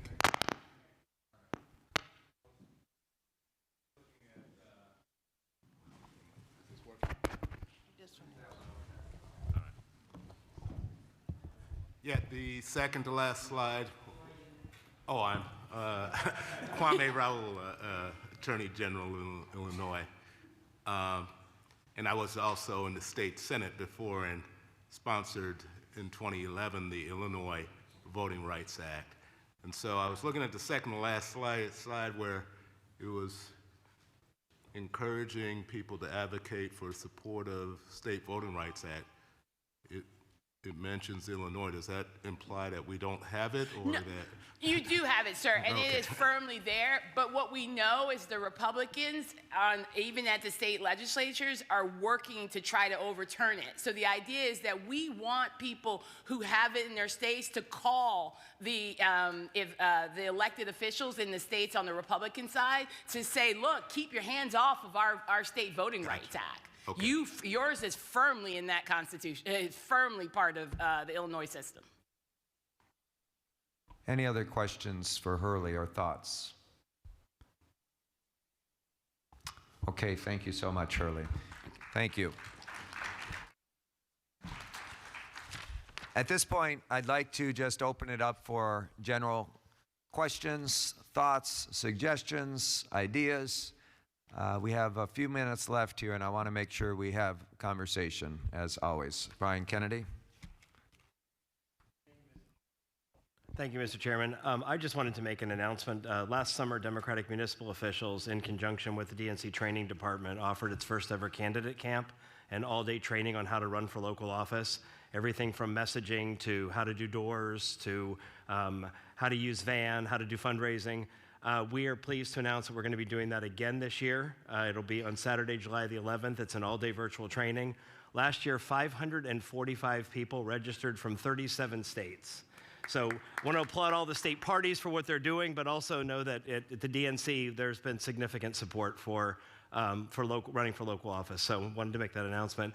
Also, I believe this is the first meeting where we have had somebody from the Lieutenant Governors Association at the Executive Committee.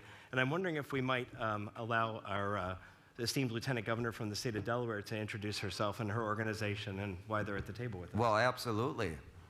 Take it away, Lieutenant Governor. Thank you so much, Mr. Chairman, and it is a pleasure to be here on behalf of the Democratic Lieutenant Governors, and we applaud this committee's wisdom in inviting us to this table. We are a dynamic organization that was reconstituted a little bit before COVID and has grown exponentially in the last few years. As someone who entered politics in 2020 by flipping a 40-year red seat to blue, my favorite thing to do is to flip seats, and I can tell you all that the Democratic Lieutenant Governors that we are in the business of flipping seats. When I was elected as Lieutenant Governor in 2024, we flipped North Carolina that year and welcomed Rachel Hunt into the fold. And last year we had the honor of flipping Virginia with Ghazala Hashmi joining us in the ranks. This year we have great ambitions to flip Nevada, and if you'd like to talk about that project with me, I will be available after this meeting. The other thing to know about our Democratic LGs and our committee is that we both invest in electing Democratic LGs, but also helping Democratic LGs on their next adventure. And we are really excited for future Senator Juliana Stratton, for Sarah Rodriguez, who's running in Wisconsin, for Peggy Flanagan in Minnesota, and many others who are running for other statewide positions. It's a unique aspect of our committee that we invest in that way. So my friends, I'm really excited to be here. I'm really excited to meet everyone this week. And as Mr. Chairman, your Lieutenant Governor likes to say, Democrats can't afford to sleep on LGs, and I hope we will not do that. Thank you. Thank you so much, and welcome to the committee. We're so grateful you're here. I see Doris Kraus-Mays. Yes, Mr. Chairman, Doris Kraus-Mays from the great state Commonwealth of Virginia. I want to personally thank the DNC for their resources and stuff that they gave Virginia for getting the trifecta. And I too count days, and even though I know fixated on 206, there is another election day in 10 days in Virginia where we're trying to level the playing field and protect democracy and redraw the lines temporarily, because it is our goal to fire Speaker Mike Johnson's ass and hire Speaker Jeffries. That is our goal, and we got 10 days to do it in, so anything that anybody can do, we greatly appreciate it. Thank you. Thank you, Doris, and it's a good reminder of how important that referendum is in Virginia. April 21st is the election. If any of you want to participate, we have ways for you to participate remotely through our distributed organizing program. The DNC is investing heavily here to make sure that this gets across the finish line. Thank you for that great reminder, Doris. Next up is our fantastic former chairman, who I get to stand on his very, very broad and big shoulders, who helped build this party, Chairman Jamie Harrison. Thank you, Mr. Chairman. It's good to see all of you. Thank you for being here in New Orleans. You know, being here reminds me, it was 20 years ago that I was here August of 2006 with Christine's mom, who was then leader, Nancy Pelosi, Steny Hoyer, and my former boss, Jim Clyburn. It was a year after Hurricane Katrina. And the Bush administration had basically ignored rebuilding New Orleans. And it was there where the leader made a promise that if American people would put Democrats in control of the House and in the Senate, that she made a promise as Speaker of the House that she would rebuild, arm in arm, rebuild this beautiful city.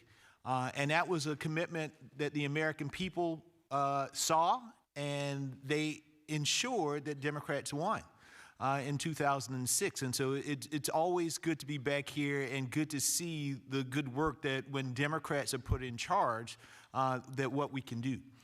And it's a good reminder about understanding our history, because there are so many similarities between 2026 and 2006.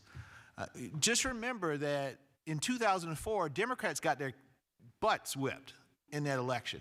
George W. Bush was reelected. Republicans cemented their majorities in both the House and the Senate. The newspapers were writing, Mr. Chairman, all of the papers about the obituary of the Democratic Party. Isn't that familiar? Right? But then we had a culture of corruption in Washington, D.C. Isn't that familiar? Then we had an Iraq war. Well, now we have an Iran war.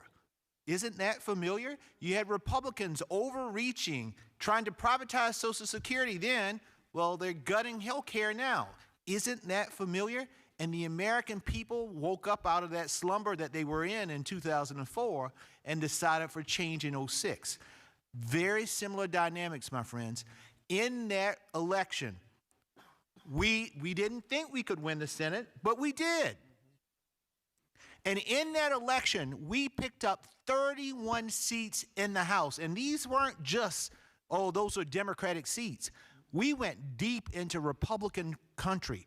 31 seats. 14 of those seats were in R+5 districts or greater.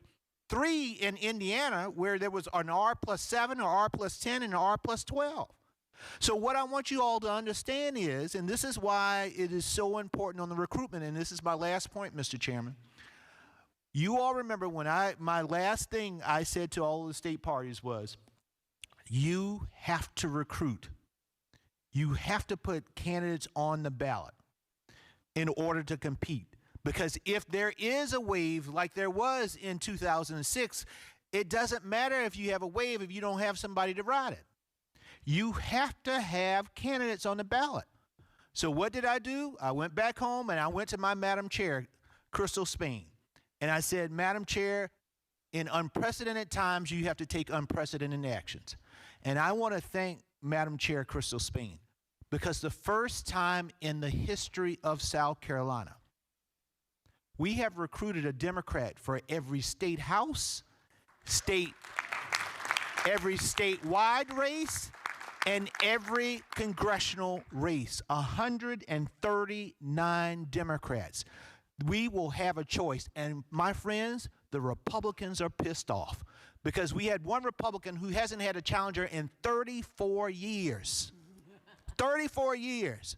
So my friends, I say for all of you, go back home. If your deadline has not been established yet, recruit everybody, call everybody, pull together folks, and make sure you have some people who can compete, because that wave is going to come in, and we got to make sure we take advantage of it. Thank you, Mr. Chairman. Thank you, Chairman. I have Shad Marib, and then Christine Pelosi, and then Ron Harris. Chairman? Thank you very much, Chair Martin. And I echo that congratulations to Chair Spain. Unbelievable work from the South Carolina Democrats. I just wanted to share some recent success from Colorado and what I hope speaks to a good omen for us in November and over the next couple months. Colorado's Democratic Party just recently had our state assembly on March 28th, and great news throughout our caucus and assembly process. We doubled turnout during that process to the point that some of our tech couldn't handle the amount of people that were showing up to these caucuses and assemblies. My favorite stat and outcome from that process, though, and that turnout, is that for the first time ever, 1 in 4 of our delegates to our state assembly was under the age of 40. We tripled youth turnout during this process. And I really want to thank my friend sitting 2 seats to the right of me, Fatima Hayward, the leader of the Young Democrats, for the enthusiasm and for the support they're giving our young folks in our party. We are going to need them to win. And so for all the young Dems that were here for their conference that shadowed ours here with the DNC, it's just a true privilege to meet so many young and excitable leaders who are ready to take their country back. And so I just want to thank all the young Democrats for being here with us this week. Thank you so much, Chad. Christine Pelosi. Thanks, Jamie. Mr. Chair. I wanted to make a comment because it's a couple of months. It's Earth Month, and our President of the United States is starting the biggest conflagration possible in Iran and in the Middle East, completely destroying, not only destroying lives, killing Iranians, killing Americans, but also causing an enormous environmental catastrophe that future generations and present generations are going to have to deal with. At the very same time, of course, that he's gutting environmental protections and slashing aid, including the PACT Act. So I think it's always important that we remember our veterans, and when we remember our veterans, remember a couple of things. One, they're creating a new generation of veterans in Iran without taking care of the ones we currently have, number one. Number two, I believe in woman life freedom, and I'm still wondering what we're going to do to help the Iranian women achieve freedom, and threatening to obliterate their civilization is not it. And I think as Democrats, it's important for us to listen to our fighting Dems. As Mr. Chairman noted, in 2006, we had a wave. We also had the fighting Dems. We had 55 Democrats who were veterans, who were running for a new direction in Iraq, and 55 of them ran. 8 of them won in the House, 1 won in the Senate, Jim Webb. That was enough to tip Virginia and tip the Senate. So I think it's really important when you talk about candidate recruitment, when all of our candidates run, they lift up those who can win. So everybody is a part of the wave, whether you're in a red district, a blue district, or a purple district. And winning means you have to deliver something to them. People have to think there's going to be a return on investment, which isn't just, oh, we're going to subpoena the hell out of the other side, right? We're going to make their own lives better. And so I would just encourage us to continue to talk about that return on investment. If they vote for Democrats, they will get people who care about veterans. If they vote for Democrats, they will get people who want to save their health care, not only cancel the cuts, not only go from the clapback to the clawback of that big, ugly, terrible bill that's going to be even worse by design starting in December. So we have to have a plan to combat that in December of this year. And finally, I also want to note to my survivors out there, it is Sexual Assault Awareness Month, and unfortunately recent events make us even more aware than we would like to be. So I just want to say, when we talk about the humility that is needed in the work, there are many of us who uplift and support people in the party, people in the movement, who turn out to be perpetrators themselves, and I think it's important for us all to take accountability there. I want to send out love to our dear friend Dolores Huerta, who had to celebrate her 96th birthday in seclusion rather than out in the community with all of us as she had planned. And particularly to my folks at home in California, understand we appreciate accountability, and we appreciate the opportunity to give people due process, but also speak out when it's necessary, and we believe women. Thank you. Thank you, Christine. Next up from the great state of Minnesota, Ron Harris. Thank you all. Ron Harris from Minnesota. Oftentimes when we talk about Black folks, we tend to start with challenges before we talk about our contributions. We tend to start with our deficits before we talk about our assets. So I just wanted to name 2 Black folks really quick who have had a hell of a year that I'm really, really proud of. The first is my friend Robin Kelly, who ran a really spirited campaign for Senate in Illinois. Well done, thy good and faithful servant, all right? And then the second is, and forgive me for embarrassing you, brother, Coleman Elridge, I should say Dr. Coleman Elridge, just defended his dissertation 3 days ago. So just wanted to shout that out. Again, we talk about all the problems that we're trying to solve, but we have to take a moment to celebrate our contributions as well to give us the inspiration to keep on going. So thank you all so much.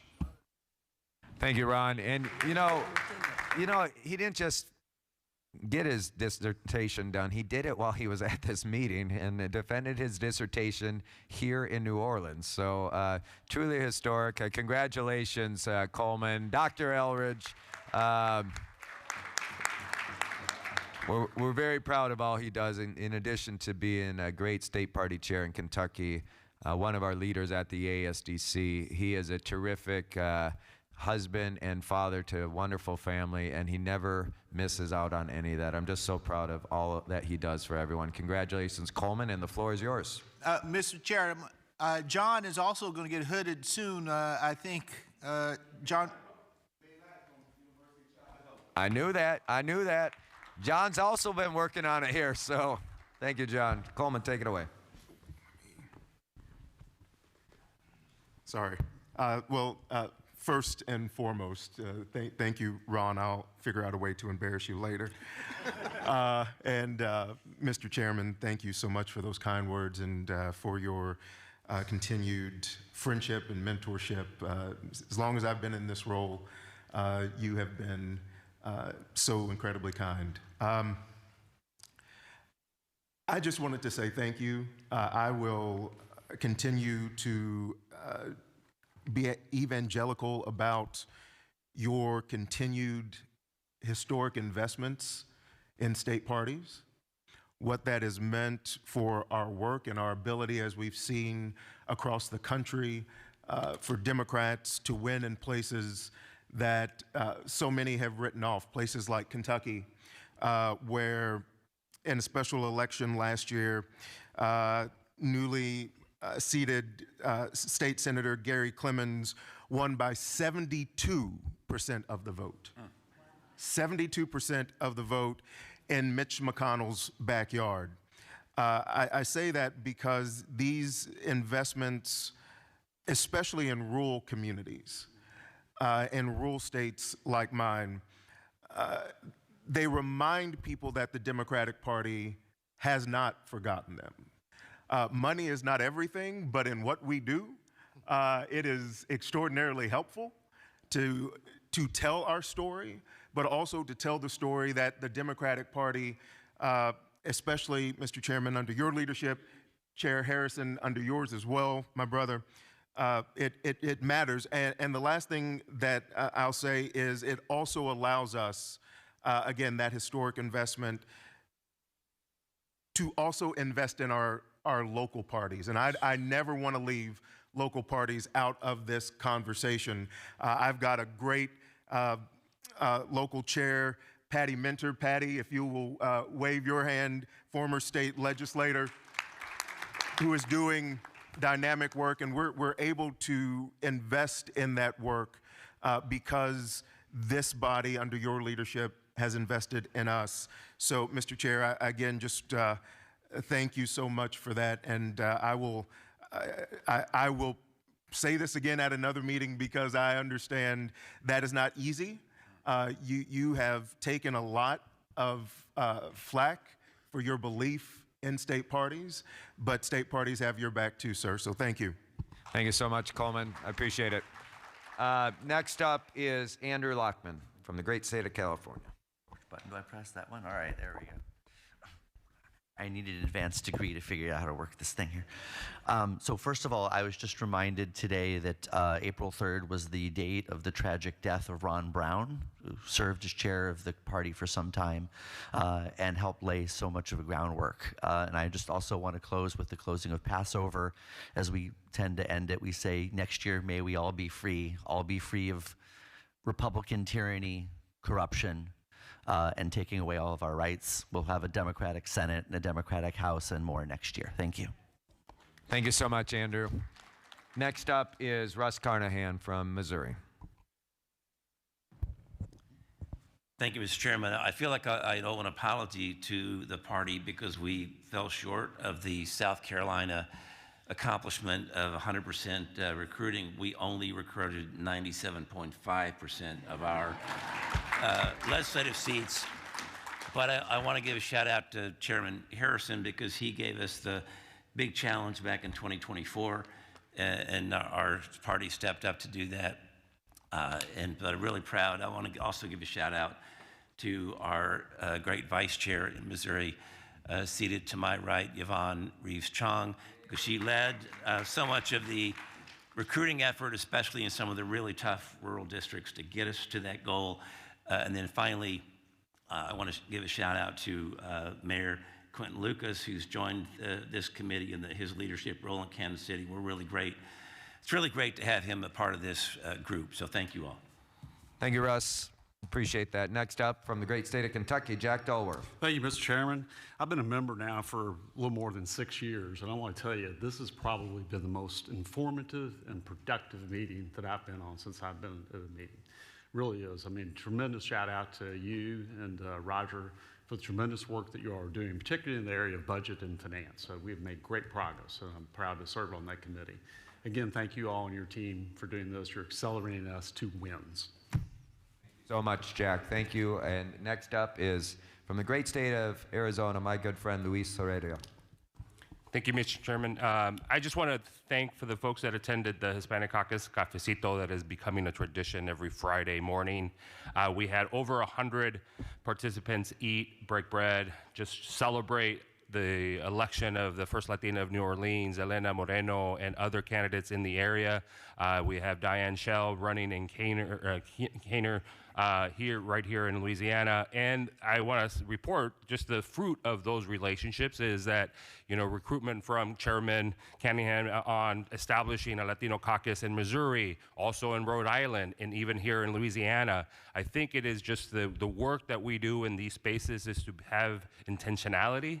Sometimes we got to create those spaces. We got to really build and organize. But I'm really happy about just building community and getting a national through line to a lot of Latino caucuses that I remind folks in this room that Latinos have to build the relationship with the Democratic Party because it's not a given. It is a factor and a function of trust. It is a function of what I always believe, that there is credibility in concession when this party has failed with policy or commitment or being there for the people that wake up at sunrise. That function of trust is what this party is doing right now, and that function will give us the election victories in November and on to 28. But it starts with building that community, and the Cafecito is just a really good story because it just started off of, you know, some new members and energy of them trying to do something and the willingness from the leadership to actually go and raise the money to do stuff and also build that community. So I want to thank you, Chairman, for the support that the Coalitions Department continues to give us and also the work that we have ahead of us because we're planning, you have given us a mandate. If folks don't know, the chairman has placed that every caucus should be looking at establishing at least 3 caucuses in each of the states or local counties each quarter. So we have 9 more to go. Thank you, Chairman. Thank you for your leadership, Luis. I appreciate it. Next up is from the great state of North Carolina, also soon to be Dr. Verdejo, John Verdejo. No, let me correct that. It's my MPA, not yet. But I'm speaking that to existence. Yes, sir. I am speaking to existence. No, I just want to say is, and just to continue on with what my man Ron Harris said, Dr. Elridge, and my partner in crime over Jack Dulworth from the great state of Kentucky is this. I'm one of those ones that believe in giving their flowers and flowers are due, right? You know, whatever I say to you in private should be said outside. And you know, and just listening to what it said, it just reminded me of what occurred yesterday at the executive session. Sir, I know, and this call a spade a spade. It's not easy, man. It's not easy where you have competing voices, where you have, you know, folks come into the room and so forth. But I've been serving in the DNC long enough to notice the new open transparency, right? Where say what you have to say, sort of like in real life, right? Take the politics out of it. Sort of like in real life. Sometimes you just need to vent a little bit just to get it out, you know? And just, you know, and the fact that we are now in this space where we're allowing each other just to get it out, just to, that pent up energy, that's going to get us more, more into the win column, more than anything else, because we sometimes need to get that out. So I just want to say thank everyone here for allowing us to do that. Those of us who are like the OGs, we have seen, how it looked like before up until now. Yeah, we're different. We're breathing a different air. So, Mr. Chair, thank you for allowing that, and let's continue on. And just shout out to Governor Cooper from North Carolina. Thank you, John. With that, I don't see any other discussion, but I do want to take a moment of personal privilege. There is someone on this committee who's running for office that I know others are too, but I wanted to just shout out someone I'm a big fan of because she's about to make history in Arizona. She's running for the Public Service Commission. And why it's important for me to shout out this is because I believe we have to build power everywhere. You've heard me say this before. Our party has focused almost exclusively over the years on federal power at the expense of state and local power, which is a huge mistake. And one of the ways we've lost power over this country is because we focused way too much on Washington. And I'm not saying it's an either or, it's a both end. We got to win, of course, in Washington, but we got to win up and down the ballot everywhere. And I'm so super excited that Clara Pratt is about to become the first Native woman elected statewide in the state of Arizona in just a few months. So now I'm not just saying that for a round of applause. I want all of you to help her. Help her with a contribution. Help her with volunteering.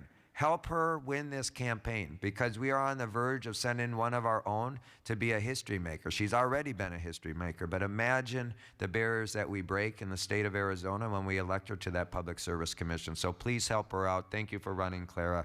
And with that, I do not see any additional discussion, so I'm going to turn it over to our fantastic Secretary, Jason Ray, for any announcements.